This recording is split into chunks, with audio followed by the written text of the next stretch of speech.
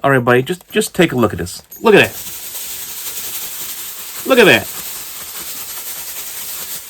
It's officially official, folks.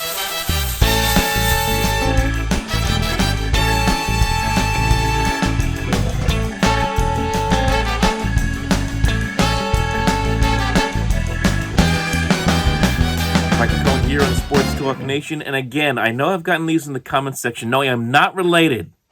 I have to admit this. Not related to Steve Cohen, who is now the majority owner of the New York Mets. The agreement going down yesterday, $2.45 billion. That's how much it took for him to pry the Mets away from the Wilpons, as he will now have a stake of 95% of the team, and the Wilpons stake in the team now comes down to 5%. That was one of the big questions about this deal that we really weren't certain of for several weeks, if not months. How much control, if at any, would the Wilpons still have?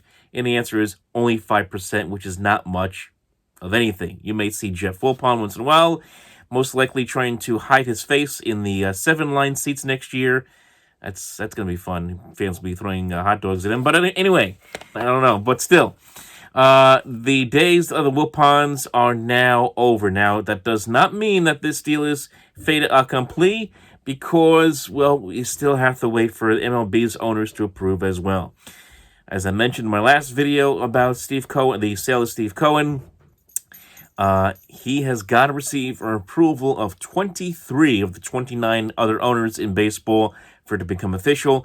And if 8 owners vote against it, then the entire deal falls apart, and then the Mets, the Wilpons, will have to start all over again, and that gives an opportunity to somebody like an A-Rod and Jennifer Lopez. Now, adding to the complications of this, in addition to having to receive 23 of the 29 votes for approval to become owner of the team from the owners, A-Rod and J-Lo will not let go. They still want to own this baseball team, and they'll do anything they can to get it.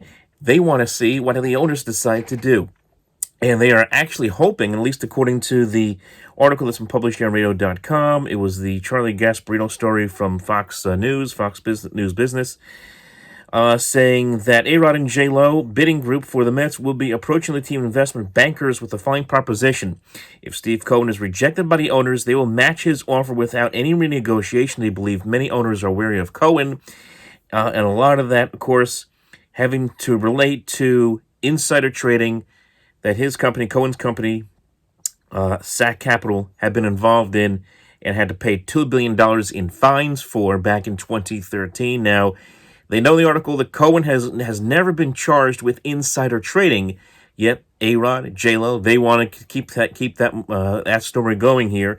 Gasparino adds later on, here's the tweet, I do hear that as of now, he has the votes to be approved as Mets' new owner. Once again, he was never charged with insider trading, and he paid up for a team in cash that is in deep trouble, that will score points with owners when they meet in November. So we got a ways to go here before this is really, truly finished, but the fact is, the ink's been signed here between the Wilpons and Steve Cohen for Cohen to become the majority owner. This feels like sour grapes in a lot of ways from A-Rod and J-Lo, as they just want to find a way to dig more skeletons out of the closet. Keep in mind, one thing we do know about Steve Cohen is his background was used as the basis of the character Bobby Axelrod for the show Billions. And if you've seen that show Billions, you know Bobby Axelrod is a cutthroat who will do anything he can to make a profit, even if it means having to take somebody down for it.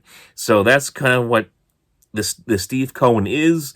That's the personality or the persona that he apparently has. And, of course, A-Rod, J-Lo wanted to tap into it. So we got a ways to go. I don't think it's going to preclude them from voting for Cohen to take over. We'll see, but we got a ways to go to that point.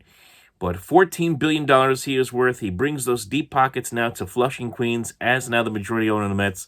Met fans all over social media are celebrating. You can certainly understand why, because now they have a new ownership that promises to spend a lot of money. And this is a team that over the years, yes, has spent money, but not always wisely. And now we'll see if that starts to turn around.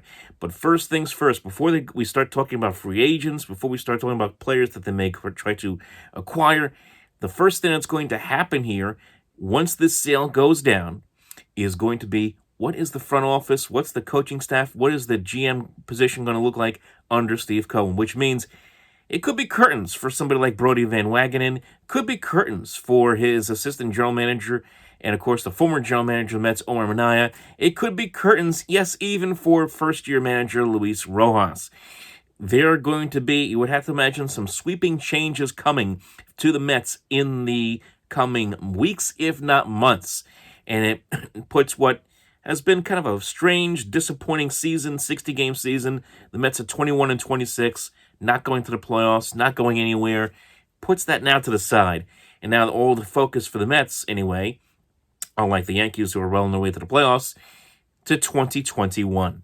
And that's what the Mets right now are focusing on.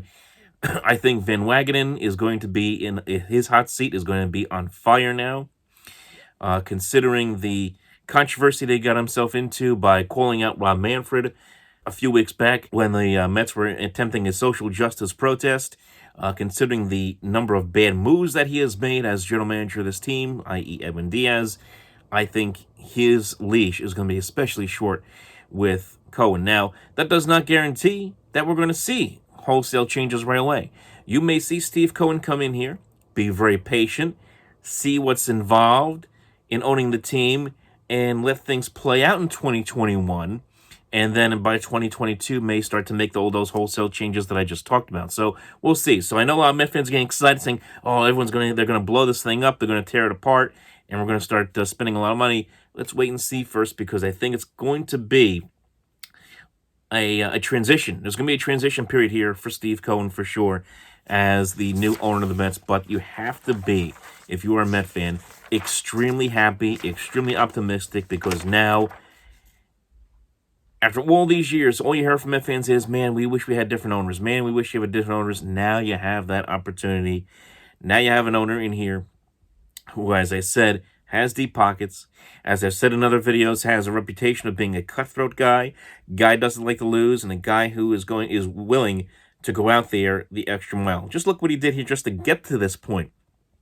We sat here in December thinking this deal was done. It's $2.6 billion, and then it fell apart in February, and it didn't look too good. But Cohen stuck with it.